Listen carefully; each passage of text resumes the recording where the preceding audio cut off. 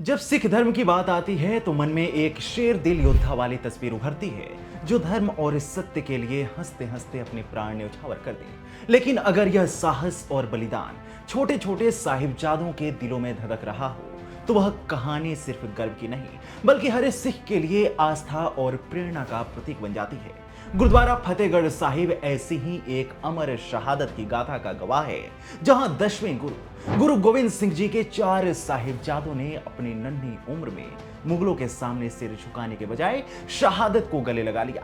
यह कहानी है उस साहस की जिसने इतिहास के पन्नों को सुनहरा कर दिया और हर सिख के सीने को गर्व से भर दिया।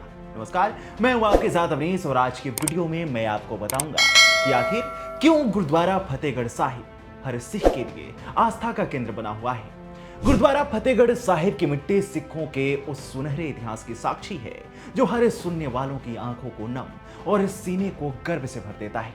22 दिसंबर 1666 को जन्मे गुरु गोविंद सिंह जी ने मात्र 9 साल की उम्र में अपने पिता गुरु तेग बहादुर जी को मुगलों के हाथों शहीद होते देखा।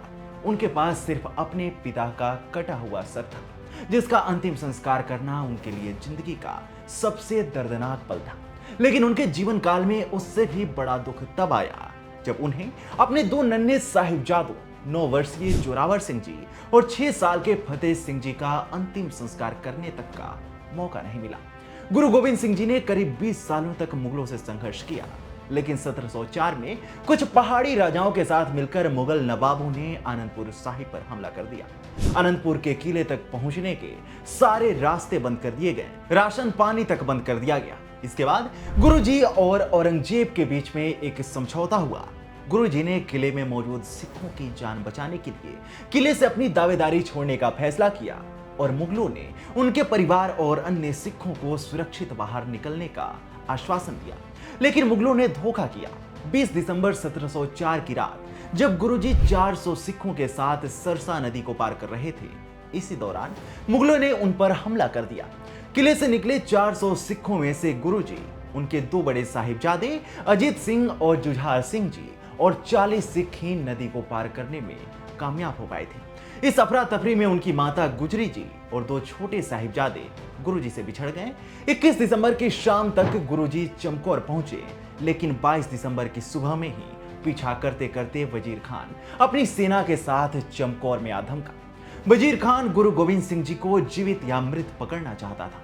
चमकौर के इस युद्ध में गुरु गोविंद सिंह जी की सेना में केवल उनके 2 बड़े साहिबजादे अजीत सिंह एवं जुझार सिंह जी और 40 अन्य सिख थे।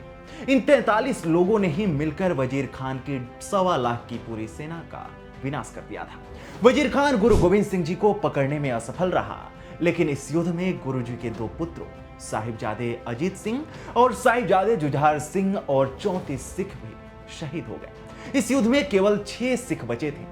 गुरुजी के हाथों मिली हार से विलविलाए सरहिंद के नवाब वजीर खान को खबर मिली कि गुरुजी की मां और उनके 2 छोटे साहिबजादे उनसे बिछड़ गए हैं। ऐसे में उसने उनकी खबर देने वालों को बड़ा इनाम देने की घोषणा की। गुरुजी से बिछड़ने के बाद उनकी मां और साहिबजादे एक पुराने सेवक के घर पर रुक गए थे। उस सेवक ने उन्हें यकीन दिलाया था वो गुरुजी से उन्हें मिलवा देगा, लेकिन उसने भी धोखा दे दिया और सरहिंद के वजीर को खबर कर दी।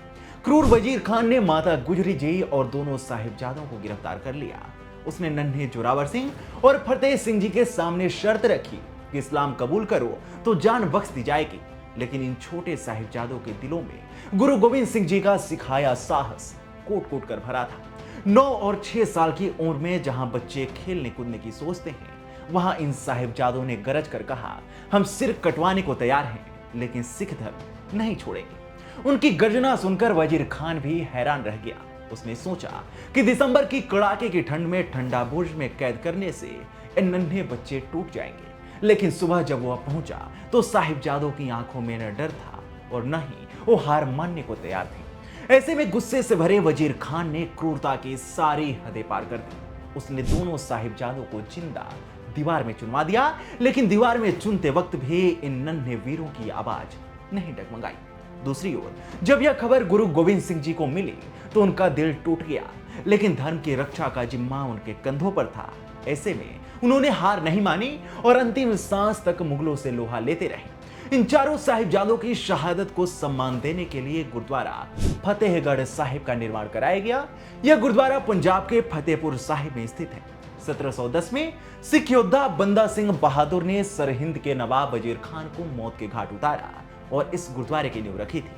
उन्होंने वजीर खान का खात्मा कर उस जगह को फतेहगढ़ यानी विजय का किला नाम दिया, जहां छोटे साहिबजादों ने शहादत दी थी। 1843 में यहां एक भव्य गुरुद्वारा बनाया गया, जो आज सिखों के लिए आस्था और साहस का प्रतीक है।